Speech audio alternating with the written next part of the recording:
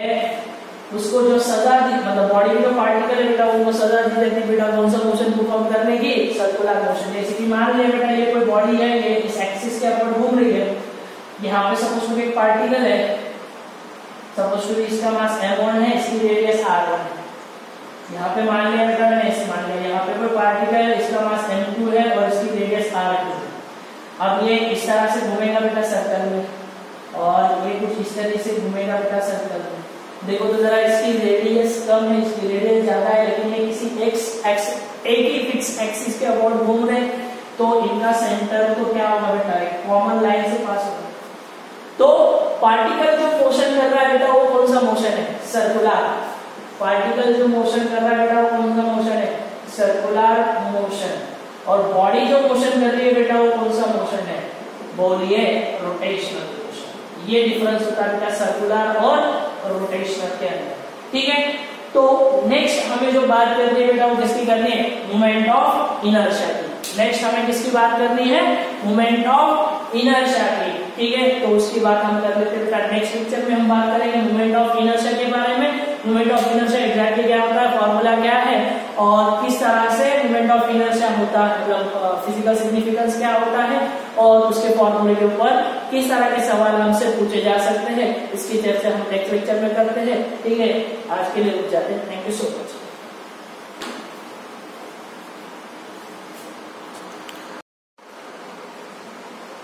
Hello students, last lecture में हमने discuss किया था रोटेशनल मोशन क्या होता है, ठीक है। टाइप्स ऑफ मोशन क्या होते हैं, रिजिड बॉडी क्या होती है, रिजिड बॉडी की क्या जरूरत है रोटेशनल मोशन के पॉइंट ऑफ व्यू से, ये सारी बेसिक सी बातें हमने लास्ट लेक्चर में डिस्कस की हुई है। तो लास्ट लेक्चर तक हमने जो बात कर ली थी, ठीक है, उससे आगे हम बढ़ने जा रहे हैं। आज के लेक्चर में हम डिस्कस करेंगे मोमेंट ऑफ इनर्शिया, यानी मोमेंट ऑफ इनर्शिया एग्जैक्टली क्या है। तो लास्ट लेक्चर में मैंने आपको बताया था कि जैसे हमने लीनियर मोशन में देखा था कि जो रोल मास परफॉर्म करता है रोटेशनल के अंदर, वही रोल कौन परफॉर्म करने वाला है, मोमेंट ऑफ इनर्शिया। फिर से बता देता हूं बेटा, लीनियर मोशन के अंदर जो रोल मास का था वही रोल रोटेशनल मोशन के अंदर कौन परफॉर्म करने वाला है, मोमेंट ऑफ इनर्शिया। डिफरेंस ये है कि बॉडी का मास हमें गिवन, अब पहले वाले सवाल के अंदर हमें गिवन था कि बॉडी है, बॉडी का मास सपोज टू बी 4 kg है, 6 kg है, 2 kg है, तो मास को हम लेते थे और सवाल को सॉल्व करते थे। लेकिन अब क्या होगा, आपको मोमेंट ऑफ इनर्शिया कैलकुलेट करना है, यानी बॉडी के लिए, अलग अलग बॉडी के लिए मोमेंट ऑफ इनर्शिया आपको क्या करना होगा बेटा, कैलकुलेट करना होगा। मोमेंट ऑफ इनर्शिया कैलकुलेट करने के लिए आपसे पूछा जाएगा, तो मोमेंट ऑफ इनर्शिया क्या होता है, फिर से बता देता हूँ। मोमेंट ऑफ इनर्शिया वही है बेटा जो लीनियर मोशन में मास का रोल था, वही रोटेशनल के अंदर मोमेंट ऑफ इनर्शिया का रोल होगा। देखो इनर्शिया आया हुआ है ना, मोमेंट ऑफ इनर्शिया आया हुआ है, यानी रोटेशनल के अंदर जो इनर्शिया डिफाइन किया जाएगा वो मोमेंट ऑफ इनर्शिया से डिफाइन किया जाएगा, यानी उसको घुमाने में जो कष्ट होगा, क्यों, किसके ऊपर डिपेंड करेगा, वो कितना ज्यादा होगा कितना कम होगा, तो उसके मोमेंट ऑफ इनर्शिया के ऊपर डिपेंड करेगा। जितना ज्यादा मोमेंट ऑफ इनर्शिया, बॉडी को घुमाने के लिए, रोटेट करने में उतना ज्यादा कष्ट आएगा, ठीक है। तो ये जो मोमेंट ऑफ इनर्शिया होता है इसको हम डिनोट करते हैं बेटा कैपिटल आई से। मोमेंट ऑफ इनर्शिया जो होता है बेटा उसको किससे डिनोट किया जाता है, कैपिटल आई से। इसका जो फॉर्मूला होता है वो होता है I is equal to mr²। क्या हो जाएगा बेटा, I is equal to mr², यानी इसको इस तरह से बोलेंगे हम, moment of inertia. Moment of inertia ये I से डिनोट किया जाता है, इज इक्वल टू, ठीक है, मास। देखो बेटा moment of inertia I is equal to mr², मैं क्या बोलूंगा बेटा, मास ऑफ पॉइंट ऑब्जेक्ट, ऐसे बोलूंगा, mass of point objects into perpendicular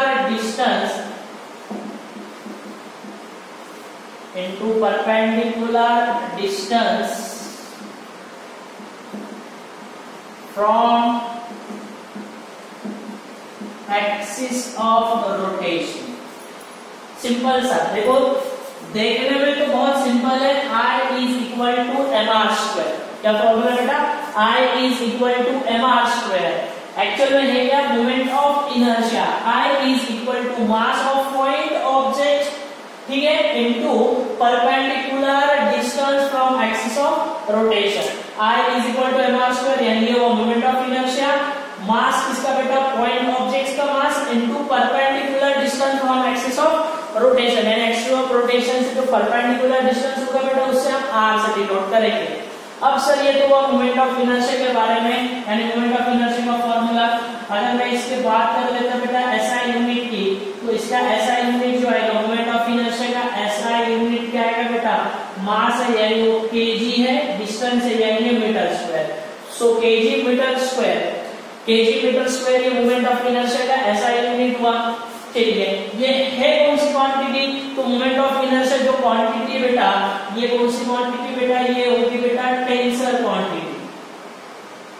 कौन सी क्वांटिटी बेटा, टेंसर क्वांटिटी। अगर आपको स्केलर्स और वेक्टर में अगर पूछा जाता है, स्केलर और अगर वेक्टर में पूछा जाता है तो स्केलर बोलोगे, ठीक है। मैं से बोल देता हूं बेटा ये क्वांटिटी कौन सी क्वांटिटी है, स्केलर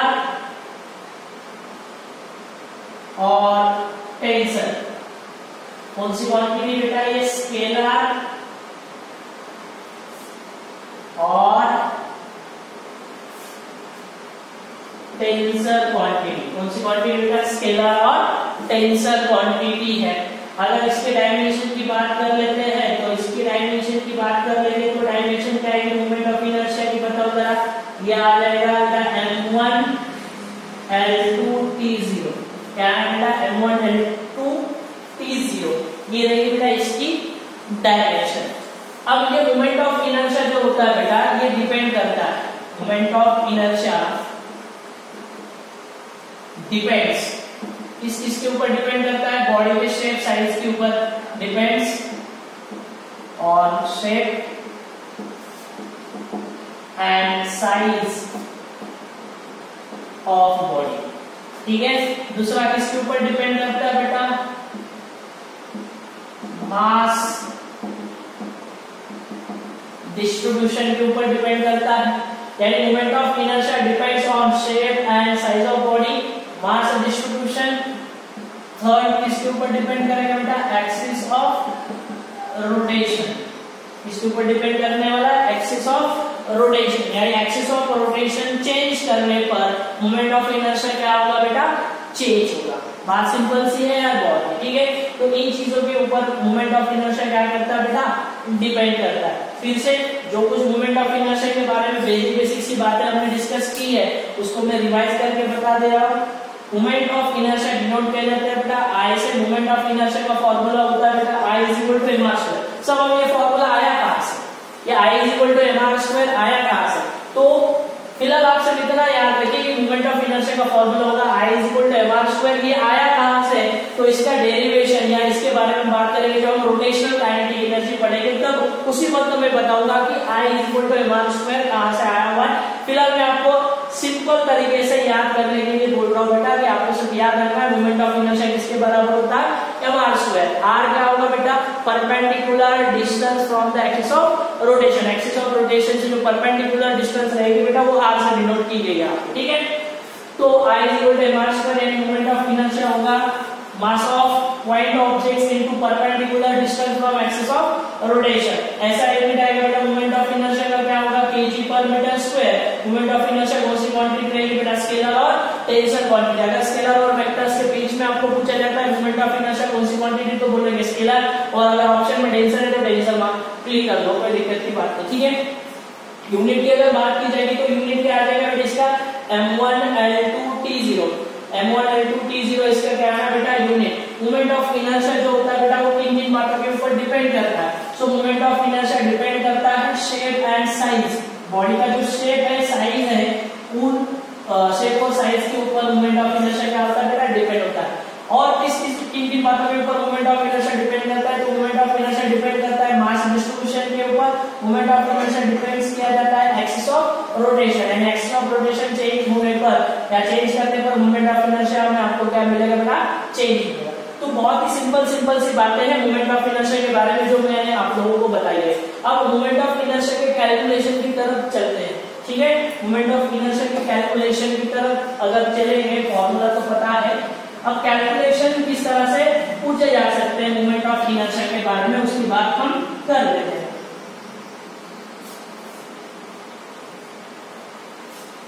तो बात करेंगे बेटा calculation of moment of inertia.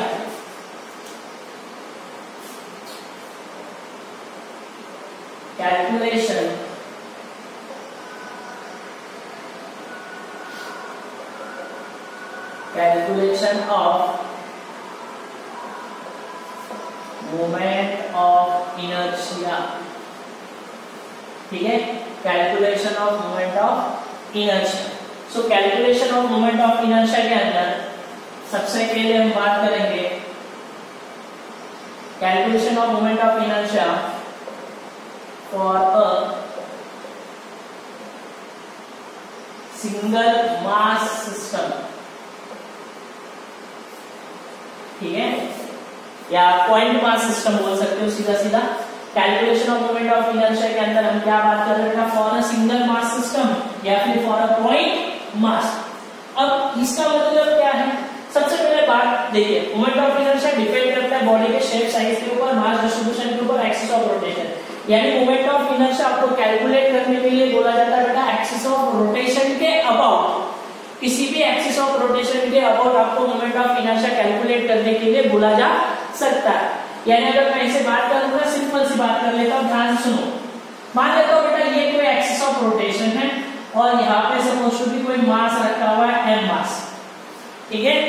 अब ये आपके पास जो गिवन है बेटा, ये गिवन क्या है आपके पास, ये है बेटा एक्सिस ऑफ रोटेशन। क्या गिवन है बेटा, ये आपके पास एक्सिस ऑफ रोटेशन। सो इस एक्सिस ऑफ रोटेशन के अबाउट आपको बताना है मोमेंट ऑफ इनर्शिया कितना होगा। और ये जो दूरी है बेटा, मान लिया बेटा कोई r दूरी होगी, यानी ये जो डिस्टेंस है, ये कितना डिस्टेंस है, तो ये डिस्टेंस है बेटा r, ठीक है। तो आपको बोला जाएगा कि बताइए मोमेंट ऑफ इनर्शिया कितना है, तो आप बोलोगे कि I इज इक्वल टू कितना आ जाएगा बेटा mr²। कितना आएगा, I is equal to mr²। बहुत ही सिंपल से आपने बता दिया, सिंपली बता दिया कि सर इसका मोमेंट ऑफ इनर्शिया आना है बेटा कितना, mr²। ये इसका मास है और ये क्या बेटा एक्सिस ऑफ रोटेशन से ये दूरी कैसे बेटा परपेंडिकुलर दूरी है, तो उसका स्क्वायर हो गया बेटा ये मोमेंट ऑफ इनर्शिया। अब मेन जो दिक्कत आएगी वो किस तरह से होगी, ध्यान सुनो, मेन जो दिक्कत आएगी बेटा वो किस तरह से आएगी। मान लिया बेटा ये एक्सिस, इस तरह के सवाल में ज्यादा से लोग ज्यादा मतलब इसको थोड़ा कॉम्प्लिकेट बोलूंगा मैं, या फिर ज्यादा स्टूडेंट इस तरह के सवाल में फंसते हैं और गलत कर देते हैं। मान लिया बेटा ये एक्सिस ऑफ रोटेशन है और ये एक्सिस जो बेटा वो कौन से एक्सिस है, जेड एक्सिस। ये कौन से एक्सिस है यार, जेड एक्सिस है। और आपको बोला गया कि यहाँ पे सपोज टू मान लिया मैंने ये 4 kg का एक मास, कितना है 4 kg का एक मास, और इसके कोऑर्डिनेट गिवन बेटा 1, 2, -3। क्या गिवन बेटा 1, 2, -3। और आपको बोला जाता है कि बताइए इस सिस्टम सॉरी इस एक्सिस के अबाउट इसका मोमेंट ऑफ इनर्शिया कितना होगा, इस एक्सिस के अबाउट इसका मोमेंट ऑफ इनर्शिया कितना होगा। फिर से बता देगा बेटा, आपको बताना है इस एक्सिस के अबाउट इसका मोमेंट ऑफ इनर्शिया कितना होगा। तो मास को पता बेटा 4 kg, ठीक है, मास को पता है 4 kg। अब कमी किसकी है सर, ये डिस्टेंस की कमी है। किसकी कमी है, ये डिस्टेंस। अगर ये परपेंडिकुलर डिस्टेंस मेरे पास आ गया तो मोमेंट ऑफ इनर्शिया में इजीली बता पाऊंगा। अब ये डिस्टेंस को किस तरह से कैलकुलेट किया जा सकता है, ध्यान सुनो। अब इसको सॉल्व करने का तरीका आपको बता दे रहा हूं। आपके पास जो कोऑर्डिनेट्स है बेटा वो कितने गिवन है, 1, 2, -3। कितना है 1, 2, -3 गिवन। अगर आप z एक्सिस के अलाउंग चलते हो, फिर से बता दे रहा हूं बेटा, अगर आप z एक्सिस के अलाउंग चलते हो तो z वाला जो कोऑर्डिनेट है बेटा वो चेंज होता हुआ जाएगा। अगर आप z एक्सिस के अलाउंग चलते हो तो z वाला जो कोऑर्डिनेट है बेटा वो चेंज होते हुए चलेगा। और अगर आप z से परपेंडिकुलर चल रहे हो, यानी z से परपेंडिकुलर अगर आप जा रहे हो बेटा, z एक्सिस से परपेंडिकुलर अगर आप चल रहे हो तो z में कोऑर्डिनेट चेंज हो गए, सिर्फ एक्स और वाई चेंज होते हुए चलेगा। बात समझ में आई है? देखो तो जरा, यानी जैसे आप यहाँ से चलते हुए यहाँ पहुंचोगे, जैसे आप यहाँ से चलते हुए यहाँ पहुंचेंगे तो यहाँ पे क्या आ जाएगा 0, 0, -3। अरे यार क्या आना बेटा 0, 0, -3। और मान लिया मैंने यहाँ से लेकर यहाँ तक की दूरी कितनी है r, ठीक है। अब ध्यान से सुनो, जैसे आप z में अलॉन्ग चलते हो तो z कोऑर्डिनेट चेंज होगा, लेकिन जैसे आप z से परपेंडिकुलर चल रहे हो तो सिर्फ x और y चेंज होगा। जैसे आप z पे पहुंचोगे बेटा ये दोनों 0 होगा, लेकिन z वाला कोऑर्डिनेट एज इट इज है कितना -3। यानी अब कोऑर्डिनेट देखो आपके पास मिल गए, ये कितना 1, 2, -3, ये कितना 0, 0, -3। अब ये जो डिस्टेंस है ये निकाल लोगे इजीली, ये जो डिस्टेंस है बेटा r ये कैलकुलेट कर लोगे इजीली, कितना होगा और किस तरह से होगा। So r is equal to लोगे बेटा under root, r is equal to क्या लोगे बेटा अंडर रूट। बताओ जरा r is equal to under root क्या आ जाएगा बेटा, ये आ जाएगा 1 - 0 का स्क्वायर। अरे आएगा कि नहीं आएगा, प्लस बताओ जरा 2 - 0 का स्क्वायर प्लस देखो कितना बेटा ये -3, वो माइनस प्लस 3 यानी कितना आ बेटा ये 0 ही आएगा सिंपल सा, ठीक है ना। तो ये आ जाएगा बेटा कितना अंडर रूट, ये आएगा 1 प्लस ये कितना आ रहा बेटा 4 यानी कितना आ रहा बेटा ये √5, यानी r की वैल्यू कितनी आ गई बेटा आपके पास √5। यानी अगर इसके अबाउट मोमेंट ऑफ इनर्शिया बताना है तो क्या लिखोगे फिर r is equal to mr square, तो ये m हुआ बेटा 4 इंटू r कितना आया हुआ है √5 यानी ये इसका स्क्वायर, यानी कितना आया बेटा 20 kg मीटर स्क्वायर। कितना आया बेटा आंसर 20 kg मीटर स्क्वायर। ये सिंपल सा तरीका है यार इसको कैलकुलेट करने का। चाहे आपके पास कोऑर्डिनेट्स गिवन हो, पॉइंट्स गिवन हो, आप इस तरह से कैलकुलेट कर सकते हो। ध्यान से सुनना, अगर इस तरह से आपके पास कोई आ जाता है इसको नोट के तौर पे याद रख सकते हो, ठीक है। अगर आपके पास इस तरह से कोई एक्सिस है सपोज टू बी, मैंने यहाँ पे बनाया था क्या बनाया था z एक्सिस, z एक्सिस, और यहाँ पे कोई पार्टिकल है इसका मास m है और ये r दूरी है, ये क्या है r दूरी है और कोऑर्डिनेट गिवन है x, y, z, तो ये दूरी कितनी आ गई बेटा under root x square plus y square. कितनी होगी under root x square plus y square. यहाँ से देखो under root x square plus r square लेके आप इजीली सॉल्व कर सकते हो, इसमें कोई भी दिक्कत नहीं आनी है। इस तरह के सवाल में आपको किसी भी तरह की दिक्कत नहीं होगी। तो ये रहेगा बेटा calculation of moment of inertia for a single mass system. तो सिंगल मास सिस्टम में इस तरह से सवाल आपके पास आ गए तो आप इजीली कैलकुलेट कर सकते हो बेटा किसी भी एक्सिस के अबाउट मोमेंट ऑफ इनर्शिया। मुझे नहीं लगता आपको इस तरह के सवाल में किसी भी तरह की दिक्कत होगी, ठीक है। तो इसको जल्दी से नोट डाउन कर लो, वीडियो पॉज करके जल्दी से नोट डाउन कर लो, मैं आगे बढ़ जाता हूँ, ठीक है। नेक्स्ट हम बात करेंगे बेटा moment of inertia for a two mass particle system. या अगर हम बात कर लेते हैं, यहाँ पे हमने सिंगल देखा हुआ है, नेक्स्ट जो आएगा बेटा वो डबल रहेगा, यानी टू मास सिस्टम। या इसी तरह से हम इसको देखते हैं किस तरह से कैलकुलेट किया जाता है। So calculation of moment of inertia for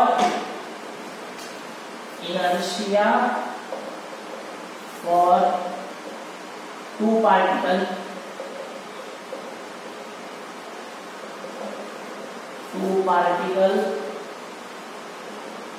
system, ठीक है।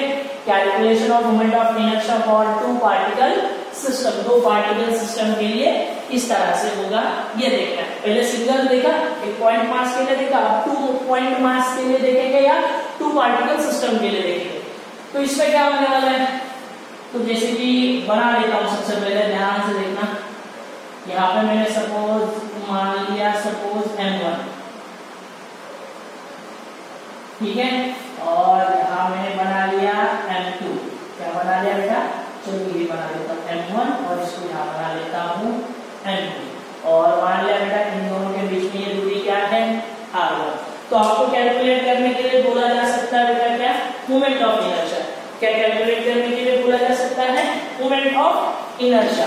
तो मोमेंट ऑफ इनर्शिया कैलकुलेट करना है तो हमें पता है मोमेंट ऑफ इनर्शिया किसी एक्सिस के अबाउट कैलकुलेट किया जाता है। मोमेंट ऑफ इनर्शिया जो होता है बेटा वो किसी एक्सिस के अबाउट कैलकुलेट करने के लिए बोला जा सकता है। तो जो एक्सिस है वो axis suppose to B m1 से पास हो सकती है। एक्सिस जो है बेटा वो m1 से पास हो सकती है या फिर m2 से पास हो सकती है या m1 और m2 के बीच में कहीं से भी पास हो सकती है। तो उस एक्सिस के अबाउट आपको मोमेंट ऑफ इनर्शिया कैलकुलेट करने के लिए बोला जा सकता है। जैसे कि फॉर एग्जांपल हम ऐसे मान लेते हैं कि यहाँ पे एक्सिस ऑफ रोटेशन जो है बेटा वो m1 से पास हो रही है। एक्सिस ऑफ रोटेशन जो बेटा वो कहां से पास हो रही है वो m1 से। चलो इसी के अंदर मैं फर्स्ट केस मान लेता हूं कि suppose to be axis of rotation ये है जो कि कहां से पास हो रही है बेटा m1 से पास हो रही है। और यहाँ पे ये मान लेता हूं बेटा a डैश, क्या नाम दे दूंगा मैं इसको a डैश।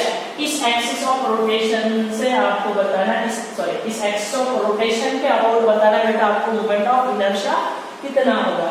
तो अगर मैं यहाँ पे मोमेंट ऑफ इनर्शिया कैलकुलेट करने की कोशिश करूंगा तो मैं लिखूंगा I about a dash, I about a dash लिखता है। सो moment of inertia about a dash को अगर मुझे कैलकुलेट करना है तो सबसे पहले देखिए मास कितना है बेटा m1, कितना है m1 और एक्सिस ऑफ रोटेशन से देखो ये खुद मास कहाँ है बेटा एक्सिस ऑफ रोटेशन के ऊपर ही है ना। मास खुद कहाँ है अब एक्सिस ऑफ रोटेशन के ऊपर ही है। तो यहाँ पे अगर बात की जाएगी तो एक्सिस ऑफ रोटेशन से परपेंडिकुलर दूरी कितनी है उसकी 0। अरे यार कितनी है 0। तो मैं क्या लिखूंगा बेटा m1 0 का स्क्वायर प्लस बताओ जरा क्या निकल गया है आगे बोलिए m2 और एक्सिस ऑफ रोटेशन से कितने दूरी पर परपेंडिकुलर डिस्टेंस कितना है बेटा r। तो ये आ जाएगा बेटा m2 r स्क्वायर। यानी मोमेंट ऑफ इनर्शिया फाइनलाइज करते हुए कितना मिलने वाला है m2 r स्क्वायर। कितना मिलने वाला है यार m2 r स्क्वायर जब एक्सिस ऑफ रोटेशन m1 से पास हुई। ठीक है, सेकंड केस की बात बहुत ही फंडामेंटल है बेटा, बहुत ही बेसिक से जा रहा हूं मैं। ठीक है, अब फिर से उसी तरह से ये था बेटा आपके पास m1, ये था बेटा आपके पास m2। ठीक है, इन दोनों के बीच में ये दूरी कितनी थी यार r दूरी। अब मैं ऐसे बोलूंगा बेटा एक्सिस ऑफ रोटेशन जो है वो m2 से पास हो रही है। एक्सिस ऑफ रोटेशन कहां से पास हो रही है सॉरी ठीक है, एक्सिस ऑफ रोटेशन कहां से पास हो रही है m2 से पास हो रही है। सो अगर एक्सिस ऑफ रोटेशन m2 से पास हो रही है तो आपको बताना बेटा इस एक्सिस के अबाउट मोमेंट ऑफ इनर्शिया कितना होगा। मान लिया बेटा suppose to be b dash, कितना मान लिया बेटा वो b डैश। तो आपको बताना है इस एक्सिस ऑफ रोटेशन के अबाउट मोमेंट ऑफ इनर्शिया बताइए कितना होगा। तो सिंपल है यार, क्या कर लोगे तो मोमेंट ऑफ इनर्शिया यानी I about b dash. So I about b dash को कैसे बताओगे तो ये सबसे पहले m1 ये कितने दूरी पर एक्सिस ऑफ रोटेशन से r दूरी पर, तो ये हुआ बेटा m1 r स्क्वायर प्लस ये m2 और ये कितनी दूरी है 0। अरे यार कितनी दूरी है 0 क्योंकि ये भी खुद एक्सिस ऑफ रोटेशन के ऊपर है ना। यानी अब जो हमारा आंसर बनेगा वो कितना आएगा m1 r स्क्वायर। कितना आएगा बेटा वो m1 r स्क्वायर। देखो ध्यान से जब एक्सिस ऑफ रोटेशन m1 से पास होती थी तो मोमेंट ऑफ इनर्शिया आता था m2 r स्क्वायर। जब एक्सिस ऑफ रोटेशन m2 से पास हो रही है तो मोमेंट ऑफ इनर्शिया कितना आया बेटा m1 r स्क्वायर। अब थर्ड केस के अंदर अगर मैं बात करूं बेटा थर्ड केस के अंदर मान लिया बेटा मैंने ये कुछ ये m1 और ये रहा m2 और ये रहा बेटा r डिस्टेंस।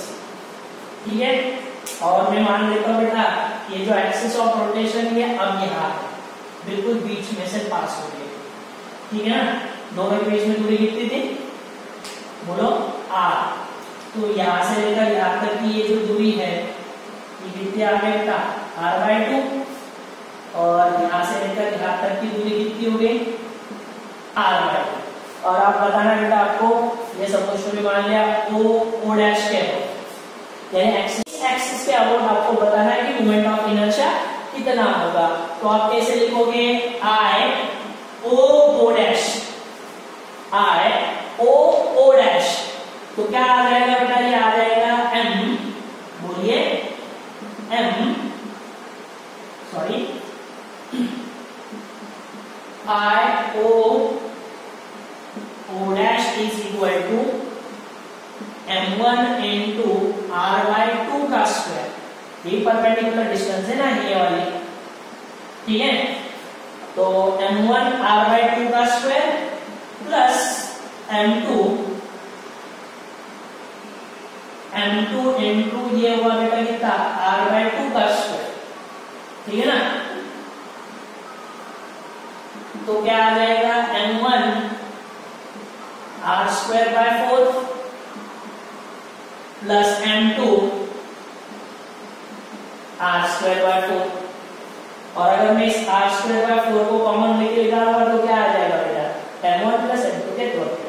तो ये आपको कैलकुलेट करने का तरीका है, ठीक है ना। ये आपको कैलकुलेट इस तरह से आप क्या कर सकते हैं, M1 R²/4 plus M2 R²/4, ठीक है। तो यहाँ से आप इस तरह से बोल सकते हो, यहाँ से कॉमन कॉमन निकाल कर आप सॉल्व करोगे तो फाइनल आंसर आपको मिल जाएगा इस फॉर्म में, ठीक है। तो ये रहेगा बेटा इसका तीसरा तरीका। तो मैंने क्या किया, मैंने दो पार्टिकल लिए, ठीक है, उनके पास मैंने M1 और M2 माना और दोनों के बीच में दूरी कितनी मानी है R। फिर मैंने एक्स ऑफ रोटेशन एक बार M1 से पास कर दी, ठीक है, तो मूवमेंट ऑफ इनर्शिया मैंने कैलकुलेट कर लिया। फिर मैंने एक्स ऑफ रोटेशन को M2 से पास कर दिया, वहां पे मैंने मूवमेंट ऑफ इनर्शिया कैलकुलेट किया। तीसरे केस में मैंने क्या किया बेटा, M1 और M2 के बीच में से एक्सिस ऑफ रोटेशन को पास करते हुए मूवमेंट ऑफ इनर्शिया कैलकुलेट कर लिया उस एक्सिस के अबाउट। अब ये जरूरी नहीं है कि एक्सिस M1 से पास हो या M2 से पास हो या M1 और M2 के बीच में बराबर सेंटर से पास हो, कहीं से भी पास हो सकती है, ठीक है ना। तो उस तरह के केस के अंदर किस तरह के रिजल्ट हमारे पास आ सकते हैं, हम उस रिजल्ट के बारे में देखते हैं, ठीक है। तो यहाँ तक क्लियर है, आपको कोई दिक्कत नहीं होनी चाहिए, ठीक है। जल्द से इसको नोट डाउन कर लो, फिर आगे बढ़ते हैं।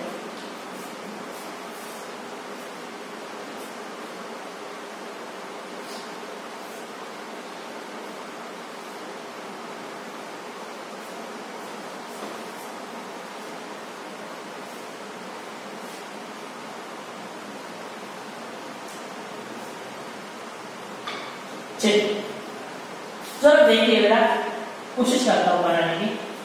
चलो मान लिया मैंने यहां पे बनाया था M1, मैंने यहां पे बनाया बेटा M2, ठीक है। दो पार्टिकल सिस्टम की बात कर रहे हैं, 2 पार्टिकल सिस्टम। तो मैंने यहां पे मार्क कर लिया, यहां पे मैंने बनाया बेटा M1, यहां पे मैंने बनाया बेटा M2। अब मैं ऐसे मान लेता हूं बेटा एक्सिस जो है सपोज टू बी वो यहां से पास हो रही है, यहां से पास हो रही है, यानी ये क्या है, तो ऐसे मान लेता हूं बेटा ये क्या है, सेंटर ऑफ मास। ये क्या है बेटा, सेंटर ऑफ मास। अब दोनों के बीच में जो दूरी थी बेटा वो कितनी थी, R दूरी। तो मैं ऐसे मान लेता हूं बेटा यहां से लेकर यहां तक की जो दूरी थी x, तो यहां से यहां तक की दूरी कितनी हो जाएगी, वो आ जाएगी बेटा कितनी, R - x। कितने आ जाएगी बेटा, R - x। अब ध्यान से, यानी अब मैंने एक्सिस ऑफ रोटेशन जो है,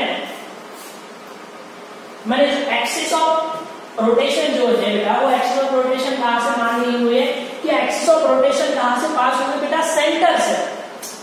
एक्सिस ऑफ रोटेशन कहां से पास कर दी बेटा मैंने, सेंटर से। अब के केस में, अब जो केस है बेटा उसमें जो मोमेंट ऑफ इनर्शिया आएगा वो कैसे होगा, सो मोमेंट ऑफ इनर्शिया लिखा जाएगा I इज इक्वल टू, बोलिए M1 x² plus M2 in bracket R - x का स्क्वायर। एक तो आएगा ना, ये देखो ये डिस्टेंस है परपेंडिकुलर और ये डिस्टेंस है, यानी अब मोमेंट ऑफ इनर्शिया कितना आएगा, देखो जरा, M1 x² plus M2 R - x का स्क्वायर। अब ध्यान से सुनो, अब मुझे क्या करना है, मुझे ये बात करनी है कि जैसे पहले यहां था ना, यहां पे कितना था, बोलो, अरे यार जब एक्सिस यहां थी तो मोमेंट ऑफ इनर्शिया कितना था, M2 R² था ना। अब मैंने जैसे यहां से एक्सिस को moment of inertia I is equal to हुआ बेटा m1 x square plus m2 r minus x का होल स्क्वायर।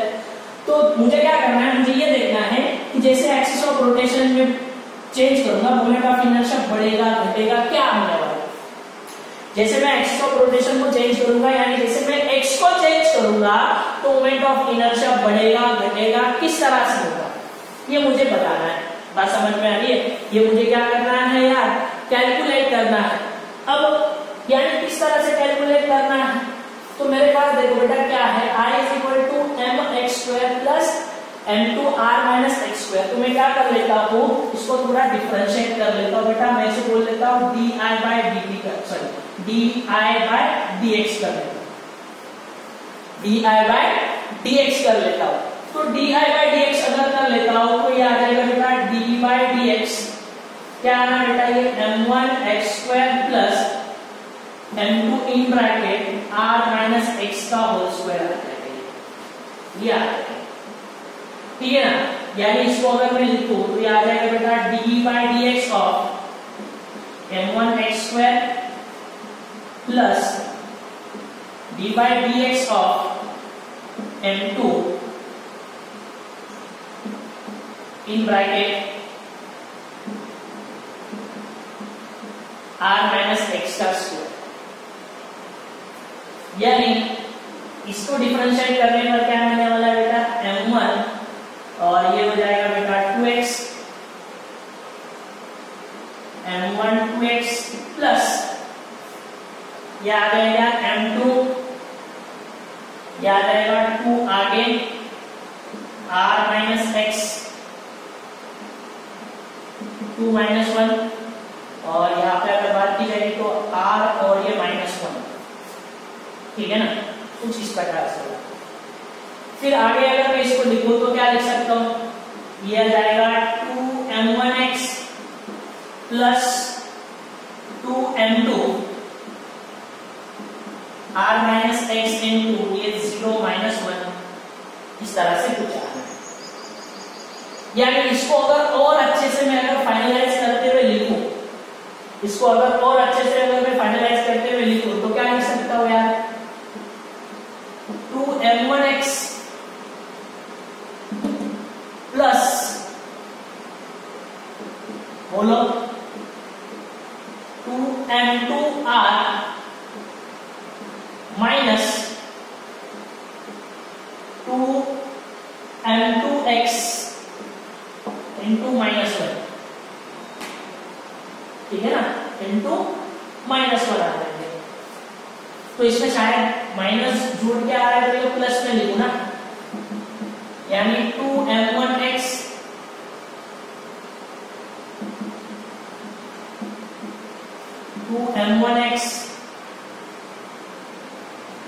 ये मल्टीप्लाई होगा ना माइनस के,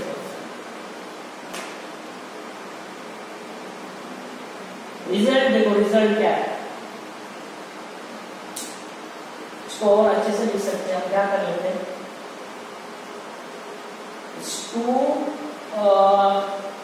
2x को बाहर निकाल के लिखेंगे डायरेक्टली।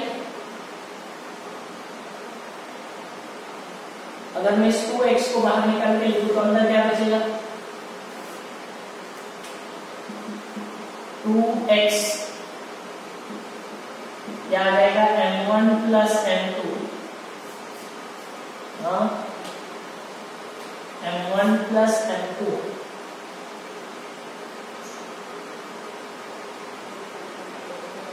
2mx। चलो इस तरह से कर लेंगे, या फिर एक ही समझ देता हूं, आगे अगर बढ़ता तो कॉम्प्लिकेशन हो सकता है। देखो अगर मैं यहाँ की बात कर लेता हूँ, ध्यान से चलो ये की बात कर, मैंने क्या किया बेटा, इसको डिफरेंशिएट किया, आगे बढ़ेंगे तो और कॉम्प्लिकेटेड होता जाएगा, तो हम ये की बात करेंगे। अगर मैं D I by D x कर लेता हूँ तो D I by D x करने पर मेरे पास क्या रिजल्ट निकल के आ रहा था बेटा, 2m1x plus 2m2 in bracket r minus x और वो माइनस 1 था। आगे अगर मैं इनिशियली ऐसे मान लेता हूं कि इफ, अगर मैं ऐसे बोल लेता हूं कि x इज इक्वल टू 0 कर लेता हूं, अगर x इज इक्वल टू 0 कर लेता हूं, ऐसे बोल लेता हूं कि if x is equal to 0, अगर x इज इक्वल टू 0 कर लूंगा तो ये जो स्लोप रहेगा यानी डी बाई डी एक्स की जो वैल्यू रहेगी बेटा वो D I upon D x, यानी अगर मैं x को 0 कर लूंगा तो D I by D x की जो वैल्यू आएगी वो कितनी आ रही है, यानी अगर x को 0 कर लेता हूँ तो D I by D x की वैल्यू समथिंग आ रही है बेटा, वो तो 0 हो जाएगा, वो कितना आ रहा है बेटा माइनस के तौर पे उसको हटा के बाहर निकाल के लिखूंगा तो वो शायद आ रहा है बेटा माइनस m2r। माइनस m2r का मतलब ये किस में चला जा रहा है यार, निगेटिव। यानी अब ऐसे बात कर लेते हैं हम लोग कि जैसे आप x जो है यानी कितना आ रहा है बेटा माइनस टू m2r,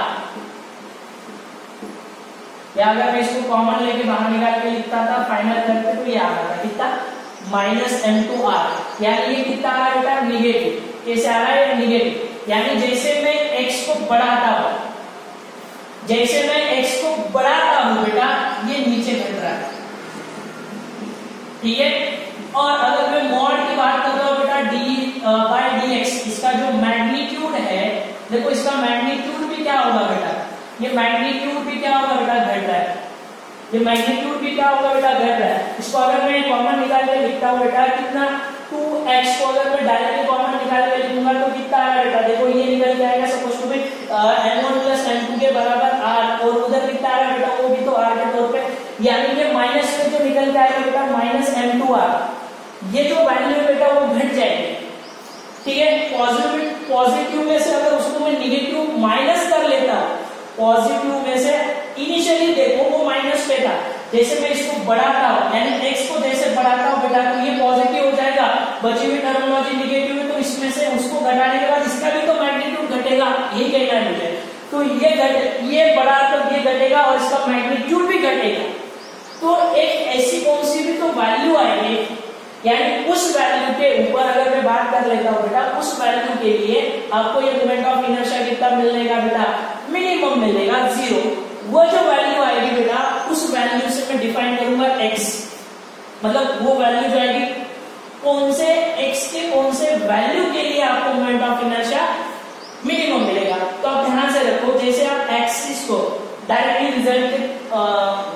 रिजल्ट तक जाने से पहले डायरेक्टली बोल देता हूं, अगर एक्सिस ऑफ रोटेशन, ध्यान से सुनना, अगर एक्सिस ऑफ रोटेशन अगर सेंटर ऑफ मास से पास हो रही है, अगर एक्सिस ऑफ रोटेशन अगर आपकी एक्सिस ऑफ रोटेशन अगर सेंटर से पास हो रही है तो मोमेंट ऑफ इनर्शिया उसके अबाउट कैसे आता है बेटा, मिनिमम। अगर एक्सिस ऑफ रोटेशन अगर सेंटर से पास हो रही है तो मोमेंट ऑफ इनर्शिया जो आएगा बेटा वो क्या रहेगा, मिनिमम रहता है, ठीक है। उसके ऊपर आपके लिए सवाल भी बन सकते हैं, ठीक है, आप सवाल को भी सॉल्व कर सकते हो और सवाल से आपको ये फील भी आ जाएगी कि मोमेंट ऑफ इनर्शिया किस तरह से मिनिमम होता है। तो मैंने यहाँ तक आपको समझाया कि अगर आप जैसे x को बढ़ा के i घटेगा और इसका मैग्नीट्यूड भी घटते जाएगा और किसी मिनिमम x की किसी वैल्यू के लिए i की जो वैल्यू आएगी, x के किसी वैल्यू के लिए i की जो वैल्यू आएगी वो भी मिनिमम होगी और वो एक्सिस जो रहेगी बेटा उस सेंटर ऑफ मास से क्या होगी बेटा, पास आउट होगी, ठीक है। तो ये रिजल्ट जो आएगा बेटा उसको हम कल के लेक्चर में कंटिन्यू कर लेंगे, ठीक है, और उसके ऊपर कुछ सवाल भी डिस्कस कर लेंगे। तो आज के लिए रुक जाते हैं, आगे बढ़ेंगे कल के लेक्चर में, ठीक है। Thank you so much.